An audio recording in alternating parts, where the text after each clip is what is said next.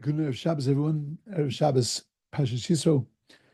Erev Shabbos, Shabbos that we receive the Torah. It's an exciting moment, even though it's not the time of year, but it's nevertheless the Parsha. The energy of the Parsha is the energy of Kabbalah Torah, of receiving the Torah. And it is a beautiful moment always to darshan and to speak and to expound on the Torah and the giving of the Torah. There's so much to learn from it and so much to gain. We look at the Aseret Dibros, we look at the 10 utterances, which we know contain the entire world in them. They contain everything we need to know. And you imagine that final commandment is going to be something that the bookends are critical. The first commandment being Anochi Hashem Lekechem, the Lord your God, giving the whole thing the context of what this is all about. It's all about God. And then Leisachmed. Then it tells us that we're not allowed to be jealous. If we're not allowed to be jealous, every parent teaches their child, don't be jealous. Beautiful songs that they teach children about not being jealous. He got one, I got two. He got two, I got one. Hey, that's not fair. No, and then they sing songs about it. It's beautiful. It's a wonderful thing. But that's the 10th commandment. That's the most critical thing. Kashrus is not in the 10 commandments. A lot of other things not in the 10 commandments. But in the 10 commandments is Leisachmed, don't be jealous. And his commandment number 10, it's the bookends of the commandments. Anochi Hashem Lekecha Leisachmed, I'm the Lord your God, Leisachmed, everything else is contained inside of that. What's so critical about Leisachmed? Why would that be in the Aseret Dibros? Why would that be the ending? Why would that be so fundamental to our existence? Because the truth is, we have to ask the question that where do our values come from? I didn't ask where our mitzvahs come from. Our mitzvahs come from the Torah. What we have to do as Jews comes from the Torah. But where do our values come from? What we value, what we hold important, what are our ethics and our morals? You know where those come from? You know what we believe in? Look at the mitzvahs. And from the mitzvahs, you'll understand exactly what our values are.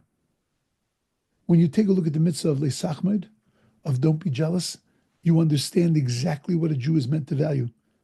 We're meant to value Ezu Ashu, who's a rich person, Sameach B'chelko, a person's happy with what he has, and therefore he's not jealous.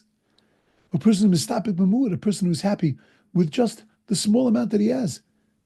That everything makes him joyous because he realizes that it's a gift from God. These are our values.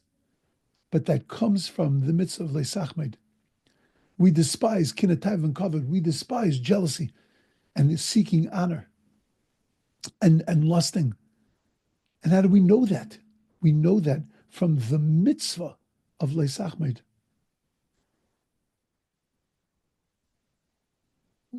When the Torah talks about Leisachmed, it talks about not desiring somebody else's ox, right? Somebody else's little tiny pitchevkas, things that are not so valuable, to make us realize how terrible it is, how stupid it is to go into and to value other people's things and to be jealous of other people's things. That's how we understand how we're supposed to be living our lives. Leisachmed, okay, fine, I'll follow the mitzvah. Leisachmed, I won't be jealous. But that's not going to make me into a person who's going to be happy with my lot. That's not going to make me into a person who's going to stay away from kinatayv and kavod. No, that I'm going to have to understand from the mitzvah itself. And why is it so bad, though? Kinatayv and kavod, motzinas adam min ha'olam, it takes a person from the world. What's so bad? First of all, motzin adam min ha'olam doesn't mean that you get killed for that. What it means is, motzinas adam min ha'olam, you don't have a life. You can't live a life being jealous. It plagues you. It dogs you. It haunts you in every single thing. It ruins relationships. It destroys your happiness. And motzinas adam min ha'olam means that it escorts you throughout your life. When you're small, you're jealous of toys. When you become a teenager, you get jealous of people's clothes, of their computers, of their toys. As you become a young adult, you get jealous of people's lifestyles. As an adult, people's homes, people's jobs.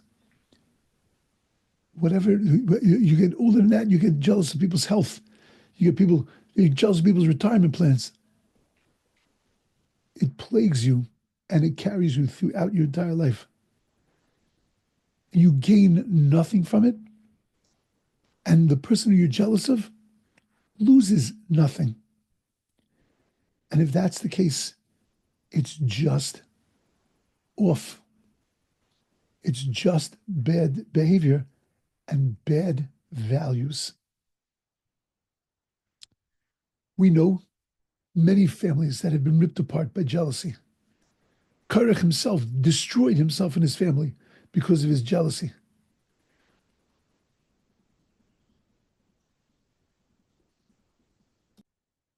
But if it's so bad, why are we so connected to it? Because the truth is, it was put right into the very fabric of the world. The Nachash, the snake, he wanted something that he couldn't have. Chava desired something that she couldn't have. Adam Arishan wanted something that he couldn't have. Right from the very beginning, this became a part and parcel of our DNA. And that's why Kosh Baruch Hu gave us the Torah. Because the Torah is there to combat our nature and to be able to teach us that which we have inside of us, that desire to have something that doesn't belong to us, that's no good. That's not a Jewish value. So the question you have to ask is it hopeless? If it's something that's so basic to us, does it mean that it can't be fixed? Sir Rabbi Levin once said to a bunch of prisoners, he said, you can still be prisoners, and yet you can be free. All you have to do is to take control. That if you're in control of you, you're a free person. The Torah is teaching us what to take control of. Take control of your attitude. Take control of your personality. Take control of you. Loi sachmaid. You have chemda inside of you. You have that desire built inside of you. Take control. Because if you take control, that's when you will have a beautiful life. And how do you take control? That's the bookends.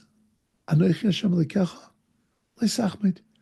If you believe that everything actually comes from God, le'sachmaid, it'll be easy to take control. It'll be easy to live a life of values where you value every single thing you have because you see it as a gift. You'll be able to live a life of sameach b'chelko, of mistapik b'muat, of happy with the smallest things. You just got to take control. That's why it's in the Ten Commandments. It's not there because that mitzvah is bigger than any other mitzvah, but it's because the value that is being presented in that mitzvah is so incredibly fundamental to an existence that could be a godly existence, to an existence that could be a happy existence, to a life that could be a life filled with blessings. Take control, and that's the kind of life that you can live. Have a beautiful, amazing, and awesome Shabbos.